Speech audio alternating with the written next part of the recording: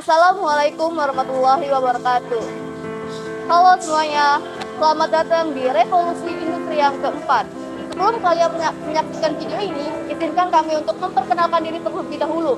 Perkenalkan, saya Adita Maulidia. Tentu saja saya tidak sendiri. Saya mengajak ketiga teman saya, ada Mutiara Sari, ada Ananda Septiana, ada Azahra Aulia Putri, yang akan membacakan materi dari awal hingga akhir.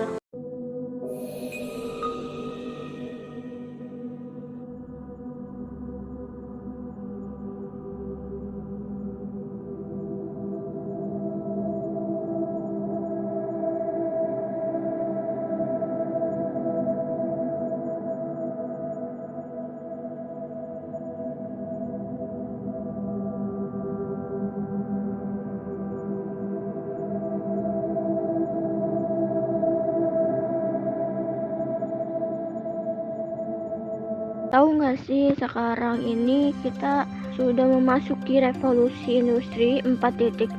Contohnya Gojek dan Grab yang tersebar bagai jamur di mana-mana. Kemunculan angkutan online ini sekian hari semakin melejit dan menggantikan posisi taksi dan ojek konvensional. Nah, masih banyak loh fenomena-fenomena yang mendedikasikan adanya revolusi industri 4.0.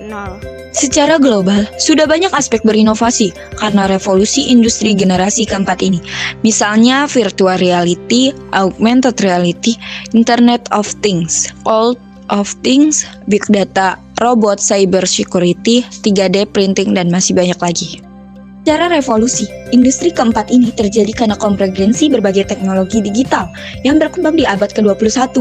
Teknologi yang murah dan maksimum ini menimbulkan fenomena disrupsi dan melahirkan model-model bisnis baru.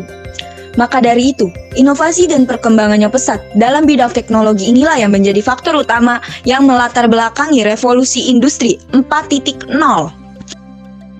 Menurut European Parliament Dissertation Service, revolusi industri itu sudah 4 kali loh guys.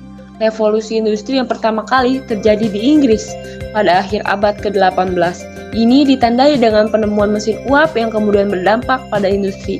Yang tadinya bergantung kepada tenaga manusia, akhirnya diganti dengan mesin. Kalau revolusi industri yang kedua terjadi pada akhir abad ke-19, ketika mesin-mesin uap mulai ditinggalkan dan industri kemudian beralih ke mesin bertenaga listrik. Di tahap kedua ini pula, industri mulai melakukan proses produksi secara massal. Selanjutnya, revolusi industri yang ketiga terjadi pada tahun 1970. Di tahap ini, teknologi komputer untuk otomatisasi manufaktur mulai diandalkan.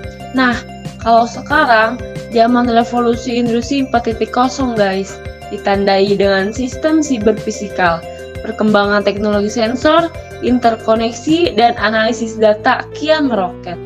Perkembangan ini yang kemudian memupuk gagasan-gagasan untuk mengintegrasikan seluruh teknologi tersebut ke dalam berbagai di bidang industri. Teman-teman semua pasti udah pada tahu kan kalau bidang industri ini mulai menyentuh dunia virtual yang menghubungkan manusia, mesin, dan data. Ini disebut dengan nama IoT, Internet of Things. World Economic Forum berpendapat bahwa Internet of Things adalah unsur yang berperan besar dalam revolusi industri 4.0 dan berkembang secara eksponensial. Secara statistik telah diprediksikan bahwa pada tahun 2020 akan ada lebih dari 50 miliar Gonda yang terhubung ke internet. Era revolusi ini nantinya akan banyak profesi yang bekerjanya bisa dilakukan sambil berdiam diri di rumah saja. Profesi-profesi ini hanya mengandalkan internet seperti para penjualan online, desainer, penulis artikel lepas, dan lain-lain. Selain itu, kita juga bisa mencari informasi apa saja nih guys. Mulai dari belanja, traveling, pengetahuan, berita, transformasi, dan masih banyak lagi lewat from digital.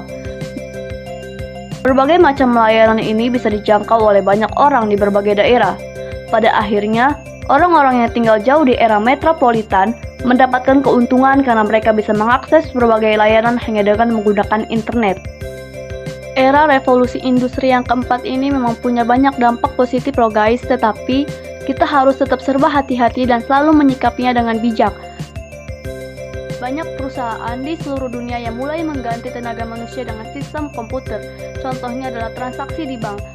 Sejak ada mesin ATM dan mobile atau internet banking, bank pun mulai mengurangi jumlah pegawai.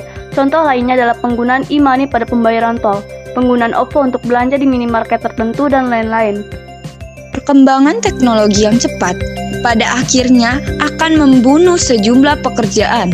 Tetapi, tentu saja, lahan pekerjaan yang baru juga akan bermunculan. Sudah siapkah Anda?